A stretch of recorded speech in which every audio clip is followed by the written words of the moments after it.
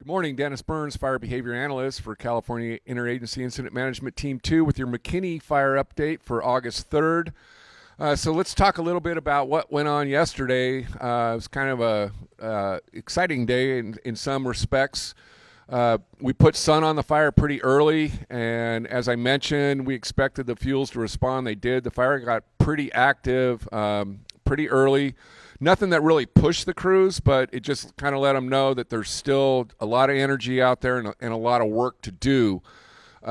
We saw activity up in Division Papa, up on the top. This is north of Highway 96. It's actually in the old Beaver Fire scar.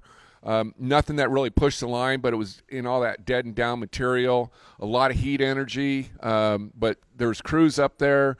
Put aircraft on it. Things are looking pretty good. We have the spot fire up here. Crews are almost around that. We're hoping that by the end of business tomorrow that will be completely lined and maybe we'll start seeing a little bit of black on the map. Coming out on the east side of the fire, crews are continuing to go direct as possible. There are some pieces of indirect line that we got to tie in. This was the priority for our aircraft yesterday. They kept working this out really well, and the fire really did not move significantly to the east or to the south towards Fort Jones. Pretty much the same story all the way around the fire. A lot of heat, but the fire, as I've mentioned before, is in a backing alignment. It's not making big slope runs, so we're keeping tight to the fire's edge, and then it's given us a little bit of time where we need to go indirect because of the topography. So last night, right about shift change time or around dinner time, we started getting the thunderstorms that were predicted. This area of the fire, the east side, some areas got up to 3 inches of rain in just over an hour.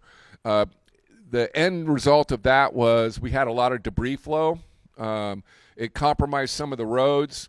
We actually had to have some crews shelter in place until they can get out today and assess the roads because there's several bridges that have a lot of debris pushed up against it. So we just want to make sure that their egress route is safe, but that's why we carry MREs and things on the fire engines because we're always prepared for that. But other parts of the fire got no rain whatsoever. We're going into a warmer, drier period, so we expect to see the activity increase pretty significantly today through tomorrow. But as I said, we've got a good anchor point. We've got lines on there, and we'll actually be testing some of our lines over the next 2 days. So that's kind of your update for August 3rd, and I'll talk to you tomorrow.